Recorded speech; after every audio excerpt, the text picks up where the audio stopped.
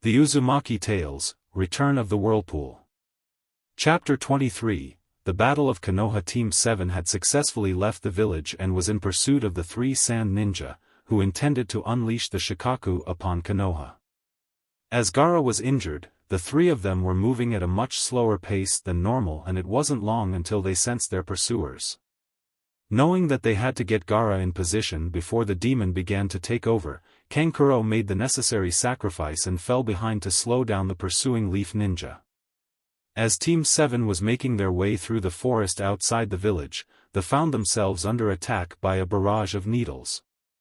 Thanks to Haku's quick reactions, the needles bounced off a blockade of ice, leaving the team unharmed.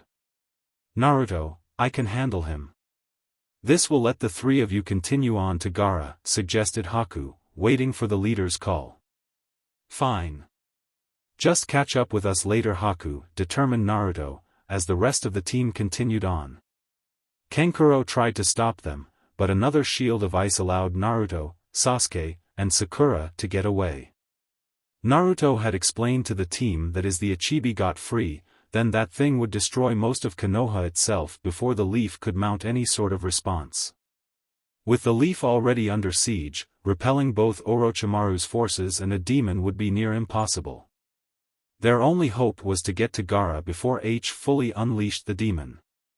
Haku was now facing Kankuro, doing what he felt he must in order for his friends to get through and stop Gaara. Kankuro released the puppet from his back and sent it towards Haku with a poison blade at the ready. Haku easily blocked the assault, forming an ice mirror in front of him. Realizing that the ice was too thick to break through, Kankuro had his puppet move around the mirror. As it did, Haku did not move and the puppet's blade impaled Haku, only for him to burst into a puddle of water, soaking the puppet in the meantime. Haku made a quick hand seal and the puppet began to crack apart as the expansion of the water that had seeped inside the puppet forces the puppet into pieces. Kankuro swore under his breath as Haku had gotten past his puppet. However, Kankuro had a second puppet that Haku had forgotten about from the preliminary exams. Coming from behind an unsuspecting Haku, Kankuro's second puppet opened its chest cavity and grabbed Haku, trapping him inside. Normally, Kankuro would use his first puppet's blades to stab the inside of the puppet, but Haku had reduced that puppet to nothing but scrap. He then decided to use a poison gas ball that he had installed to poison Haku inside the cavity. Hayaton, Destruction Ice Spears, called out Haku as large ice spears shot out from Kankuro's puppet, ripping it to shreds and freeing Haku. Haku was panting as that last attack did require a large amount of chakra to use, but now Kankuro was puppetless. Hayaton, Ice Prison. As he unleashed his next jutsu, Kankuro found himself becoming encased in ice. Haku had pretty much bested him. Temari and Gaara were hurrying as best as they could to get into a position where they could unleash the Shikaku upon Konoha, but give their troops enough of a warning so that they wouldn't be killed as well. As such, they had planned to go around Konoha, to the top of the plateau that the Hokage monument was carved into, and they would unleash the Shikaku there, effectively sandwiching Konoha's forces between the sand/sound forces and the Shikaku. However, because of the activity of the Leaf's patrols, scouting the area for any additional enemies that may approach the village, the two of them were forced to take a wide detour away from the village and around to the back. As a result, the team that had been sent to intercept them was rapidly approaching and Kankuro had failed to slow them down. What made it worse was that the demon inside Gaara was beginning to force its way out.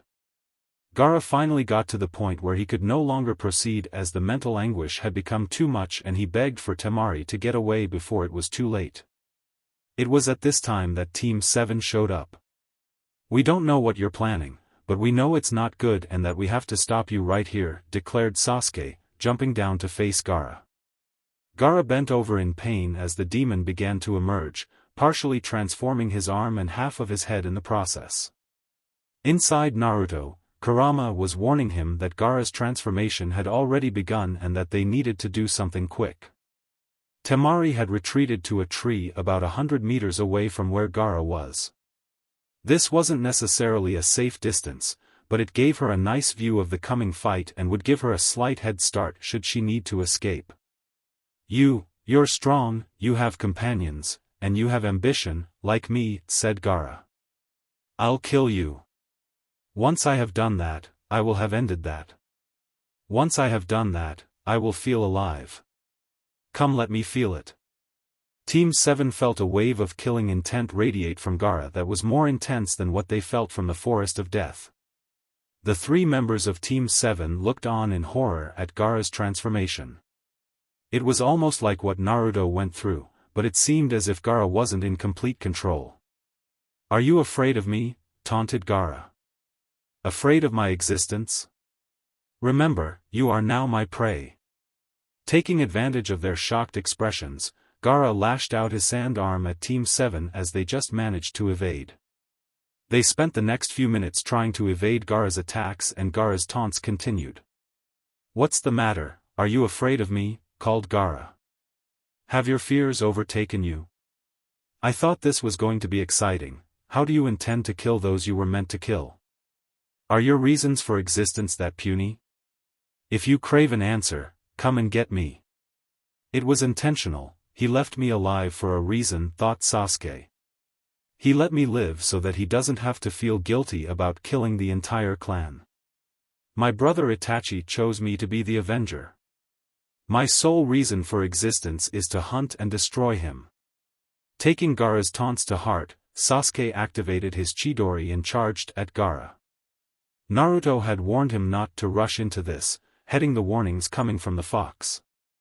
When the attack landed, Sasuke's Chidori carved through Gaara's arm like butter. Ahahaha, laughed Gaara. His wound wasn't bleeding, at least not blood. It was bleeding sand, which quickly closed the wound, healing his arm. I see, so that's what it was. The reason why I'm so excited. I just got the answer, the pain. Defeating a man who's strong enough to hurt me and utterly destroying him. That's what gives me an even greater sense of existence. Gaara begged for more and his transformation progressed further as a tail emerged, resembling his arm. Inside Naruto, Kurama was swearing at the events. Sasuke, Kurama told me that fire is the way to go against him, explained Naruto, taking the advice directly from the Kyuubi. Sasuke remembered the battle back in the stadium and understood what Naruto was referring to. Katan, dragon fire breath, shouted Sasuke as he gathered the chakra and expelled it as a flamethrower towards Gaara. Gaara blocked the fire with his tail, but he noticed that it slowly began turning into glass. You! Hissed Gaara as he noticed that Naruto had jumped down to Sasuke's side. You're the one I failed to kill the other day. Gaara's rage intensified as he lashed out with his hand towards Naruto. Naruto screamed for everyone to get away, but Sakura wasn't quick enough. The sand hand struck her, pinning her against a tree and knocking her unconscious. Sakura, both Naruto and Sasuke screamed. What is she to you? Questioned Gaara. She's my comrade. Let her go or else I'm going to kick your ass, declared Naruto. Gaara's grip on Sakura tightened as Sasuke was struggling to free her, but to no avail. Ha! The only way she'll be released is if you can beat me. Not only that, but the sand will get tighter as time passes, slowly crushing her, claimed Gaara. He removed his arm from Sakura, but still left some sand to pin her and slowly crush her. Sakura let out a slight gasp as the sand tightened, most likely breaking a few of her ribs. Both Sasuke and Naruto now realized that their only hope to save her was to beat him. Naruto looked at Gaara, trying to figure out why exactly he was doing this. What he saw was part of himself. What sad eyes, very lonely. Just like me, he's had to live with a monster in him, thought Naruto. I loathed everyone. I couldn't understand why they hated my very existence. When I learned the Kyuubi was inside me I felt terrible, it was so painful. But, then I met Iruka-sensei, Sakura, Sasuke, Kakashi-sensei, Hinata, everyone, and, even you Kurama. Despite all the pain we've gone through from the villagers, You and I accepted each other and I consider you a friend. You could be just like the Shikaku, manipulating me and trying to escape and destroy everything, yet you decided to help me.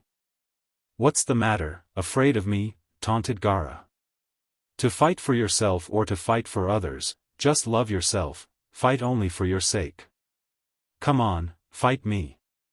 Show me your power. Naruto and Sasuke looked at each other. This fight was going to require all of their power. Fine. If you want to see my power, here, shouted Naruto. Sasuke knew what was coming as a demonic chakra began to wisp around Naruto, forming into a fox-like chakra cloak. Let's go Kurama. His cloak began to take on the one-tailed form as Kurama began to force even more chakra into the kid, slowly pushing another tail out of the chakra cloak.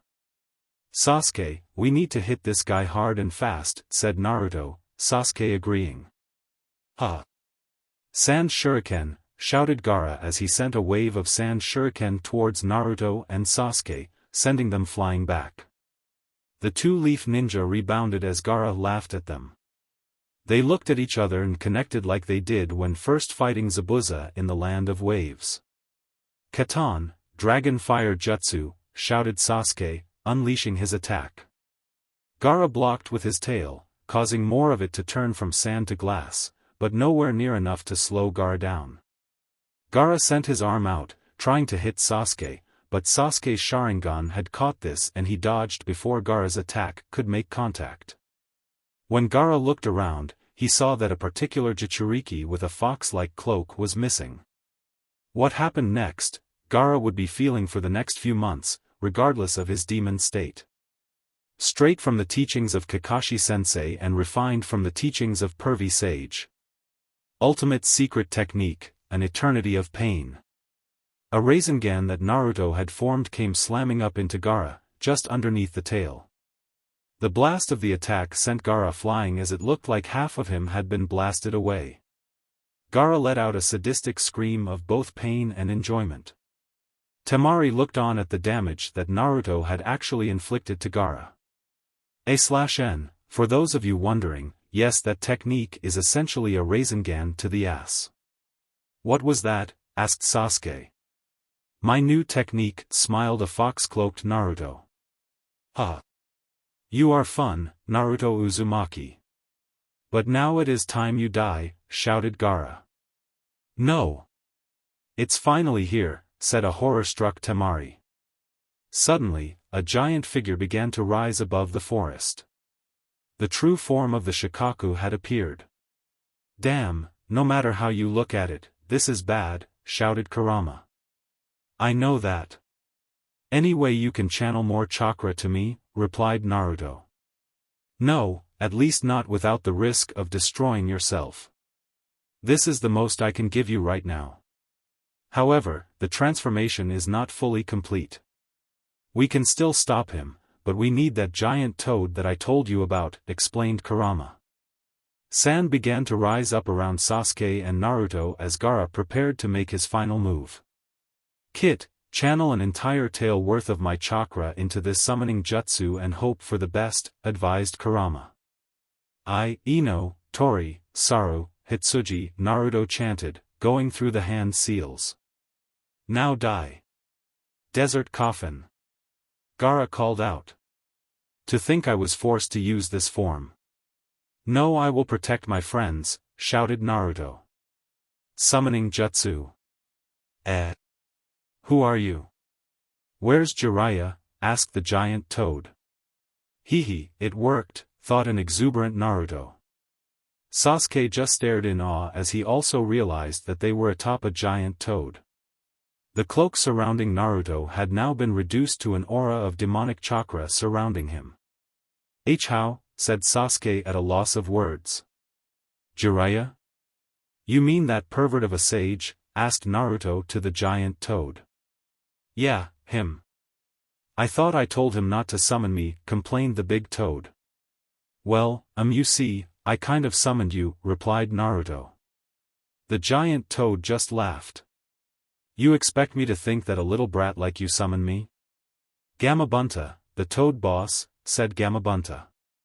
Yeah, well you see I heard about your powers from a friend of mine and I thought you could help me out with that, said Naruto, pointing at the giant badger. That's the Shikaku of the sands, grumbled Gamabunta. Naruto Uzumaki, who the hell is he? He amuses me to no end, thought Gaara. Naruto, how did you, asked Sasuke.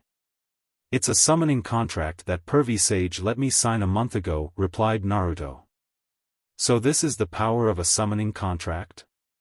I have to get 1 inch, thought Sasuke, his desire for power kicking in slightly. Thought the chief toad, taking a smoke from his pipe.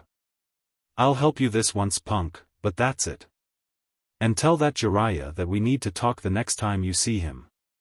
He then drew his sword and faced the Shikaku Gaara. Hold on tight. With that, Gamabunta leaped at Gaara.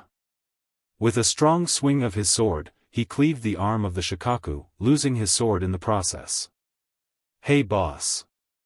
Watch over there.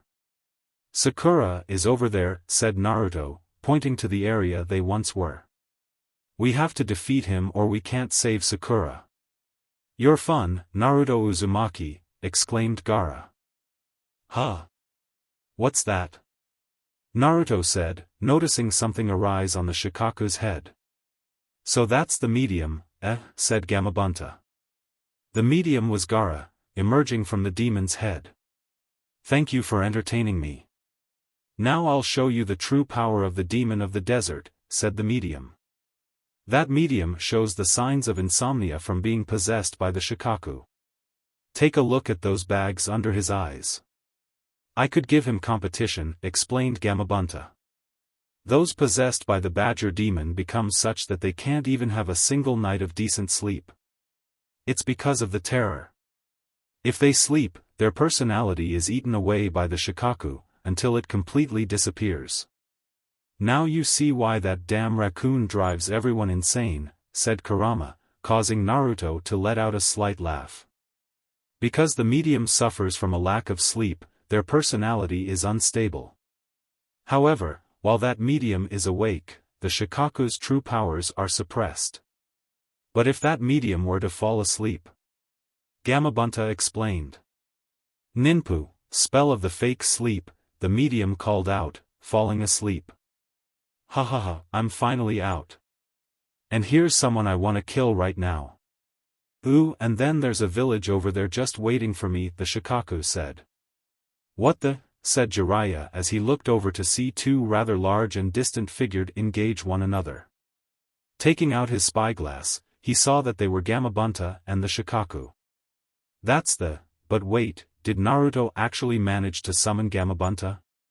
Fearing for what was going down, Jiraiya made his way towards the Battle of Giants.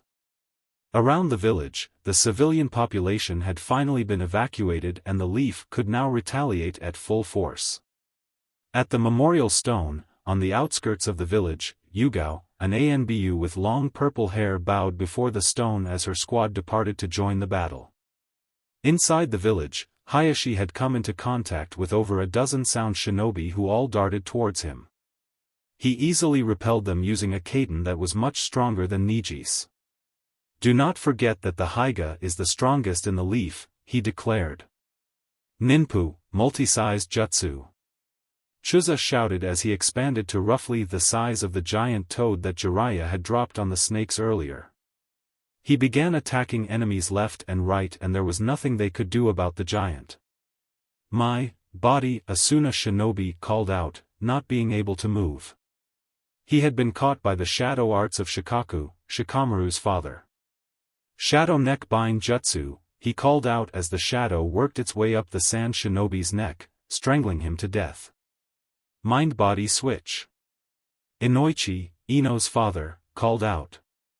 He switched minds with one of the Suna shinobi and began using that ninja to attack the other enemies.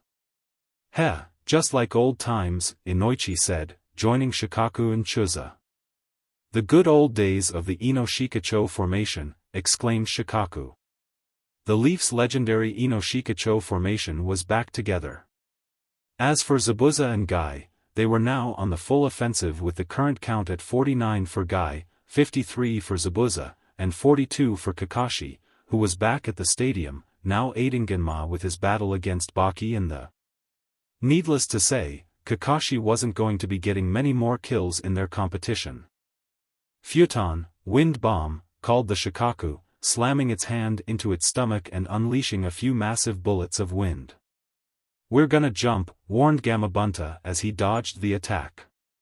Suiton, Water Cannonball. Gamabunta launched his water bullets to counter the remaining air bullets of the Shikaku. The two attacks collided in midair. However, one of the Shikaku's bullets remained unblocked and clocked Gamabunta square in the chin. "Huh, I killed it! I killed it!" screamed the Shikaku. However, Gamabunta was not dead as he got back up to his feet. "That hurt, you overgrown badger," shouted Gamabunta. "Kid, even I can't take too many hits from that. We've gotta wake up that medium." "How?" asked Naruto. "I don't know. We've got to get close enough to it or slow it down somehow," said Gamabunta. "If I could just increase the power of my fire, that might work," said Sasuke. "Hey duck-haired punk, that's not a bad idea, I've got oil that can help if you have fire," said Gamabunta, realizing what Sasuke was planning. "Duck-haired punk," said an obviously irritated Sasuke. Kurama had failed in doing everything he could to keep himself from laughing. Sasuke shrugged it off, knowing that arguing with a giant toad was not at the top of his list of priorities. "Now for you, orange punk. When the Shikaka cools, you need to get in there and wake that medium," explained Gamabunta as Sasuke prepared for his fire attack. "Just let me know when, duckhead." Sasuke gave a little signal and Gamabunta unleashed his oil. "Katan, Dragon Fire Breath," shouted Sasuke as he ignited the oil, which sailed towards the Shikaku. The demon badger was engulfed in a massive inferno. By the time the smoke cleared, the Shikaku was almost completely encased in a glass shell. "Huh, take that you dumb badger." Kurama couldn't help but laugh at the Ichibi. Gamabunta charged forward for Naruto to go and attack the medium directly. Sasuke was having trouble barely hanging on as he had used up almost all of his chakra with that last fire jutsu, trying to make it as powerful as he could. When Gamabunta met the Shikaku, some of the glass chipped away, but Naruto was able to get off to deliver those blows. Unfortunately, some of the sand surrounding Gaara had peeled away and some sand was able to wrap up Naruto. Kurama gave the boy one last burst of his chakra and lunged his head forward towards the medium. "Wake up!" Naruto shouted as he head-butted the medium, forcing it to wake. As he did, the Shikaku crumbled. Naruto and Gaara were falling, only for the chief toad to catch them before returning home with his son. "After all this, I feel tired and empty," said Naruto. The two were facing each atop opposing trees. "We are the same, you and I. Let's make the end of it." Naruto and Gaara made one last bout at each other, falling to the ground as they clashed. Both of them laid only feet apart, neither able to move because of the drain that was now being felt through their entire bodies. Upon feeling the massive burst of chakra, Haku had left the frozen Kankuro to check out the situation with the rest of his team. When he got there, he saw Sakura pinned against a tree, but the sand encasing her was slowly crumbling away. He caught Sakura after the rest of the sand fell apart and she was finally free of her prison. Throughout the village, a cursed scream could be heard coming from inside the purple barrier that contained the battling Hokage and his former student. As the barrier finally collapsed, the four sound ninja grabbed their master and retreated. The Hokage lay on the top of the roof, dead. However, he had managed to seal part of Orochimaru's soul with him before departed for the next world. While he may have been defeated, the Hokage had made sure that Orochimaru wouldn't be threatening the village anytime soon. Around the village, the tides had quickly turned as the shinobi of the leaf were quickly repelling or killing the foreign invaders. As Orochimaru retreated, so did the remaining forces inside Konoha. The battle for Konoha had been won. Kakashi saw the whole ordeal end and faced Baki and the Vanbu. Kabuto, you are right before us completely exposed. Kakashi said as Kabuto removed the mask. Hey, what do we do? Asked Baki. Slowly retreat, replied Kabuto. With that, Kabuto and Baki disappeared in a puff of smoke. What is that guy dragging himself over here for? Thought Gaara, unable to move. Naruto was slowly inching his way closer and closer. My existence won't be put out. It won't be put out. Will I be saved? Called out Gaara. This guy, he wants to destroy because of what happened in the past. So for what reason do I exist? I thought I was like him, no, not quite like him, and that this is the worst pain I know, thought Naruto as he inched closer. A world where one's existence is unnecessary. No. Don't come any closer, screamed Gaara. Being alone, being incomplete, what you must feel, what your pain must be, I understand that, said a crying Naruto. Gaara looked on in disbelief.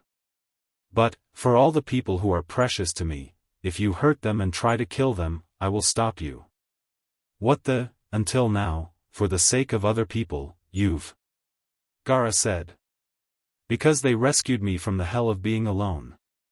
They acknowledged my existence, that's why they are important to me, explained Naruto. Thoughts of his past, the one person Gaara used to see as precious, circulated throughout Gaara's mind. What made this kid so strong? Love. Sasuke jumped down to Naruto's side just as Temari and Kankuro did the same. That's enough. Sakura's been saved, explained Sasuke, having made his way to the ground. Is that so? Naruto smiled. Temari and Kankuro prepared for a battle, but were stopped by Gaara. They were shocked, seeing Gaara in this state, completely exhausted. Sasuke picked up his teammate and Temari and Kankuro, who was now suffering from a more severe case of frostburn that Yujito had after her match against Haku, did the same with their brother, heading off back to their respective villages. Haku came up to them, carrying an unconscious Sakura on his back. Shortly after, Jiraiya showed up on the site to see Team 7 recovering from their victory. Sasuke recalled the battle and Naruto added that Gamabunta wanted to talk to Jiraiya. This was almost as bad as the death of his teacher. A few days later, a funeral was held for those who had fallen in the line of duty to defend the village. Amongst the most honored individuals was Hiruzen Sarutobi, the Sandaime Hokage, who fell to Orochimaru, but not before sealing his arms away and rendering Orochimaru's jutsus useless. It was a sad day, as the sky was gray and the heavens cried for the dead.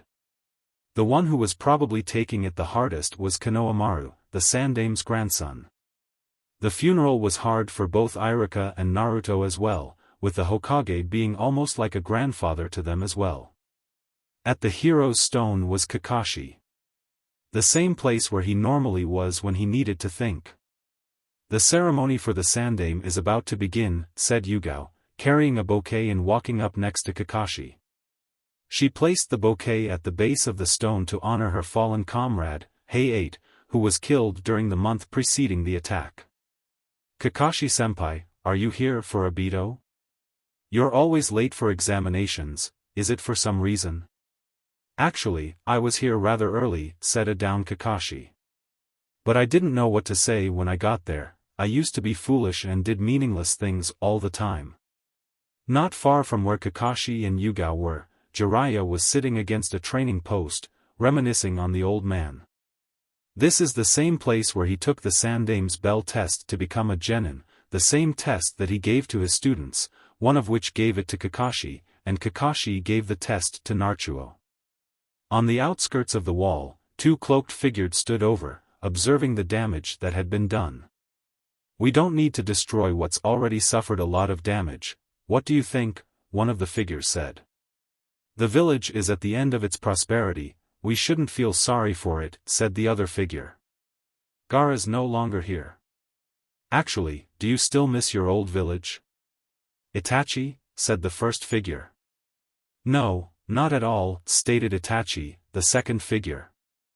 That asshole Sarutobi, cried Orochimaru from his secret base. Kabuto tended to his master's wounds, although there was nothing he could go about the arms. Well, it wasn't going to be that simple, stated Kabuto. Out of all the 5 Kages, they say the Hokage is the strongest, however, 2 out of 5 isn't bad. Orochimaru sent some killing intent towards Kabuto. Stop saying comforting words, or I'll kill you, hissed Orochimaru. We didn't even manage to get Sasuke, said Kabuto. That is no concern, said Orochimaru ominously. He will come to me. We just need to give him a different kind of push. Orochimaru looked over at a crippled hand sitting on his desk. If only we had gotten Itachi Uchiha to join us, then we wouldn't have this sort of problem. Because he's even stronger than me, that's why I left that organization. A whistle was heard by a team of scouting sand ninja. The squad joined up, wondering what it was the whistleblower had found. It's over here, he said. This is. They all said in horror. They've been dead for a while, before the Chunin exams, said the whistleblower. I see, so that's what happened, growled Baki. That bastard, Orochimaru.